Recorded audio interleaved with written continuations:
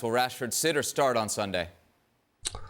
Well, it did nothing when he came on at Chelsea. I think Rasmus Højlund's a better option, so I wouldn't start him. And I think Erik ten Hag is losing patience with Marcus Rashford and his performances and his lack of work rate. I think that's the biggest concern, that he's not really doing what he should be doing. He's not pressing from the front. He's not making the opposition defenders work. And when he's not scoring goals, he has to do something else. He has to bring something else to the table. And at the moment, he's not bringing anything. I think, the big conversation about Marcus Rashford is, do United keep him this summer or do they try and move him on? And that's going to be difficult because there's not a lot of money in the market. There aren't a lot of takers out there. But if you take out that 2-month period last year when he couldn't stop scoring, the season before that was his worst in the United shirt. He had a poor start to last season.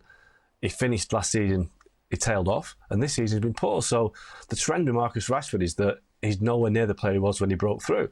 And I think at some point, United have got to say, well, is he worth the hassle of paying him £300,000 a week and having him in the team? And, I'm not sure he is. And I think his performances this season don't merit him being in there. So as much as we've criticised Anthony all season, he played really well at Chelsea. He had a good game.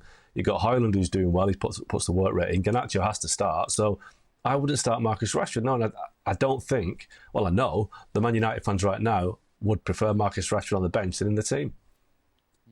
Augie, what about this summer? Do you think United will try and move him on? I think they would probably like to, but I just don't see who's going to take him. People are talking about PSG, but what I'm hearing, and I know Jules has heard the same, is that PSG aren't interested in Marcus Rashford. They've got other targets. So, domestically there's no market for him because nobody's got the money to take him away from Man United. And in Europe, well, the clubs that would usually spend big money, well, Real Madrid are going to sign a Kylian Mbappe on a free transfer, and that'll be all their budget gone on his signing on for his wages. Barcelona haven't got the money to do it, and whether they'd want him is a different matter.